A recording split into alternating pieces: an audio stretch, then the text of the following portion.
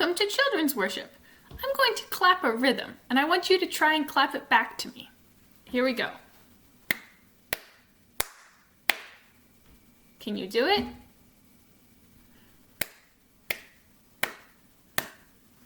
Let's try another one. Can you do that one?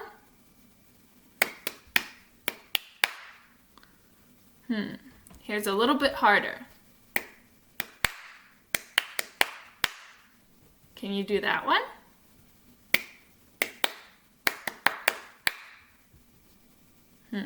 Maybe just a couple more.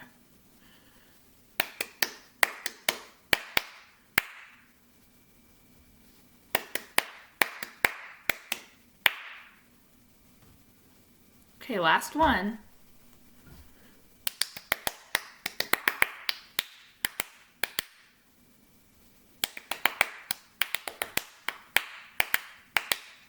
Good job. Today's Bible passage is from Ecclesiastes chapter 3, verses 3 to 9.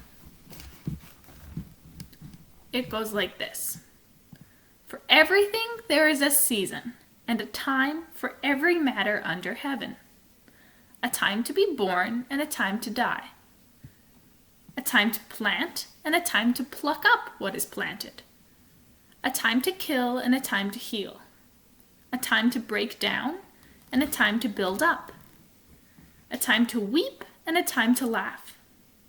A time to mourn, and a time to dance. A time to throw away stones, and a time to gather stones together. A time to embrace, and a time to refrain from embracing. A time to seek, and a time to lose. A time to keep, and a time to throw away. A time to tear, and a time to sow. A time to keep silence, and a time to speak. A time to love, and a time to hate. A time for war, and a time for peace. Today we're talking about rhythms and balances in nature and in our lives. Looking at nature, we can see that there is a natural balance, like the sun and the moon. And we can learn by watching and respecting nature that we also need balance within ourselves and in our lives. I have some words for you, and I wonder if you can think of opposites for them. Night. What's the opposite of night? Day. What about dark? Light. Short. Tall. Sun. Moon. Loud. Quiet. Heavy. Light. Tiny. Big. Work. Play. Summer. Winter. Out. In. Some of these words might have different opposites than the ones I listed. Maybe you thought of things that I didn't say. For example, the opposite of water, we could say is earth, or we could say is air, or we could say is ice, or some other possible option. Are some opposites better than others? Do you like some opposites better than others? For example, do you like summer or do you like winter better? Do you like running or crawling better? Do you like plants or animals better? Why do you like one over the other? Opposites do not necessarily mean good and bad, just the nature of life is made up of opposite experiences. For example, if you want to pound in a nail, you're going to need something hard. But if you want to put your head down, you're going to look for something soft. If you want to play in the snow, you need winter. But if you want to swim, you need summer. Change happens gradually. Let's do an activity to represent that. For this activity, you'll need Scrabble tiles, or I have bananagram tiles. If you don't have something like this, you can just use paper and something to write with and write the letters on the page. Let's start with one of the words from our Bible passage from Ecclesiastes. The word plant.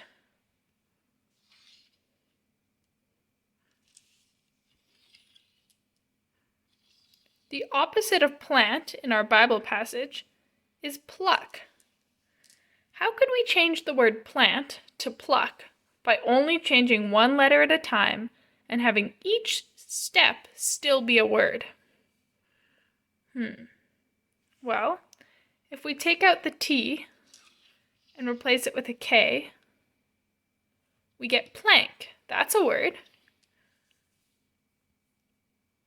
Next, we could take out the A and replace it with a U, and we get plunk. That's a word.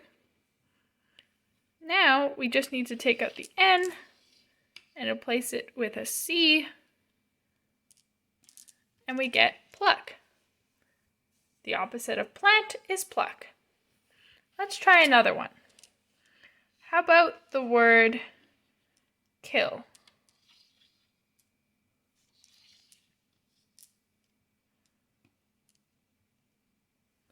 How can we change the word kill to the opposite, which is heal? Well, let's take the K away and turn it into hill. And now let's take the I away, turn it into hell. And now let's take one of the L's away, our last step, and turn it into heal.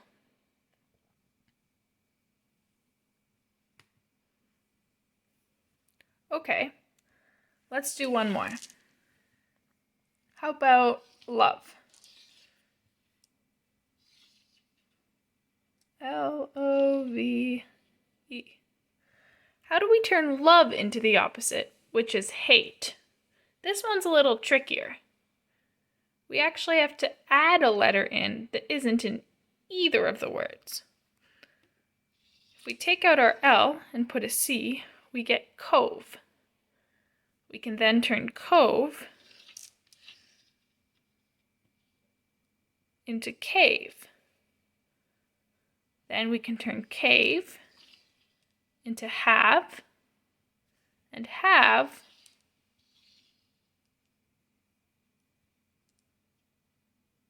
into hate. Can you do any other opposite words like this? Let's talk more about the rhythms and balances in nature. For this activity, you'll need a piece of paper and some markers or something else to draw with.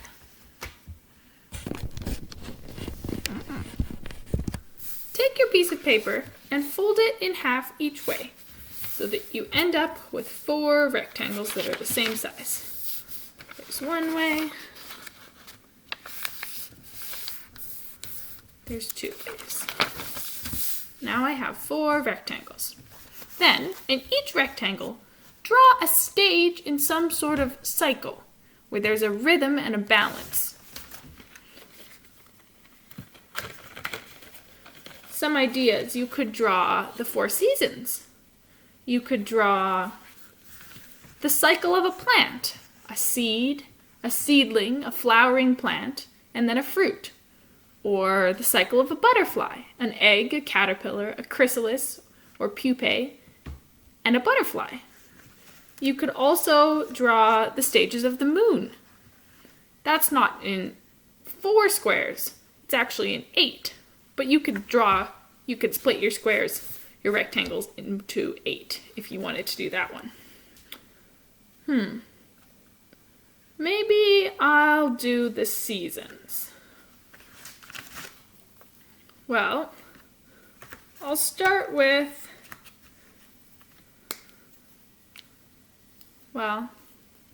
spring actually is a natural place to start with. So, spring, we have little plants coming up. They're not very big, they're just growing.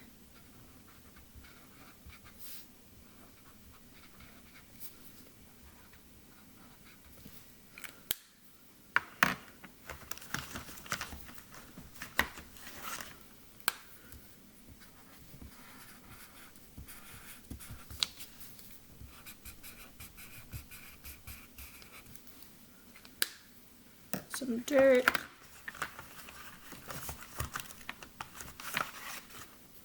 There's rain in spring, so we'll maybe put some raindrops.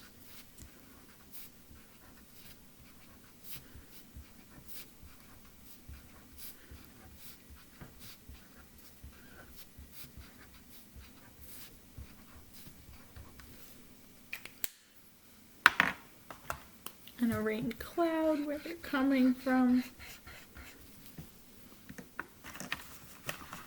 And we also start to even get some flowers in spring. So we'll give a couple of these plants flowers. There, spring. Next we have summer. By summertime, the plants are nice and big.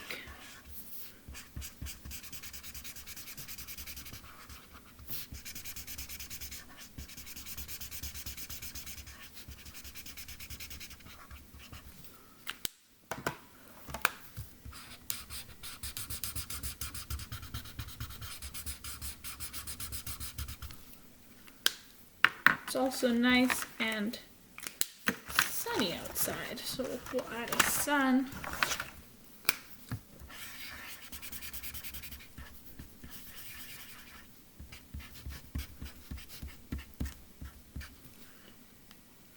Okay, spring, summer, next is fall. Well, by the time we get to fall, the leaves are changing colors. So we'll maybe put some leaves on our tree that are changing colors.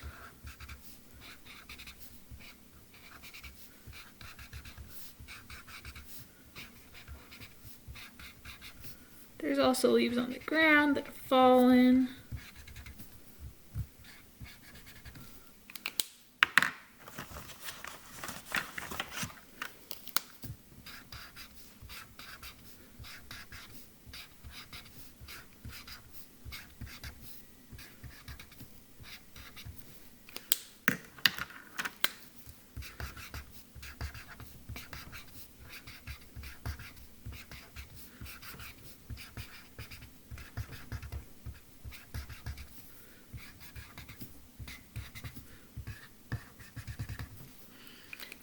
And then we get to winter, and there's snow on the ground. And our tree doesn't have any leaves, it's just branches.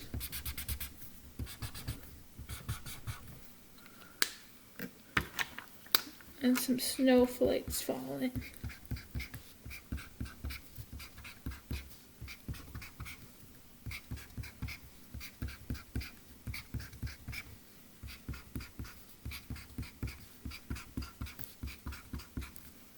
There's also rhythm and balance within our body and our lives.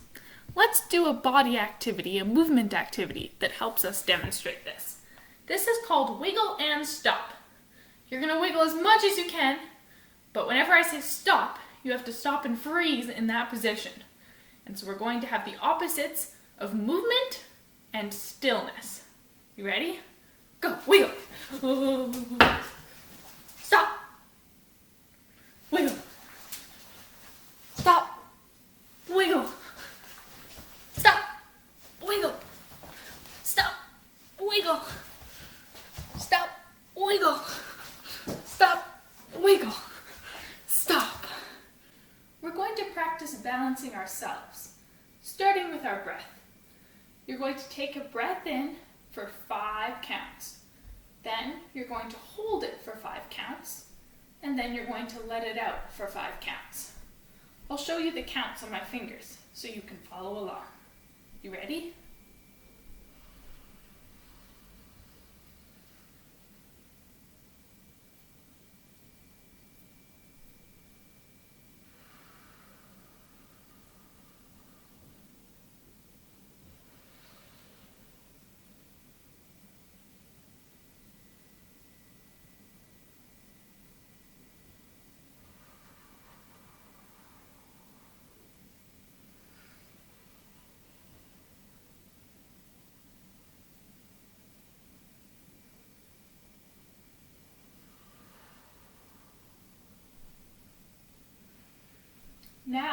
we're going to go into a balancing pose.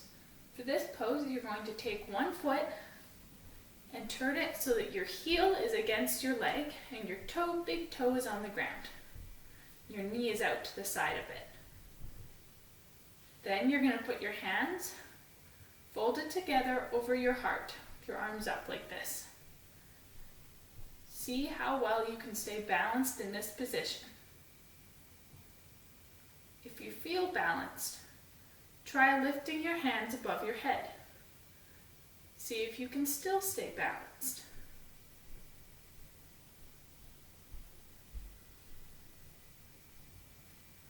And then slowly come out of the position.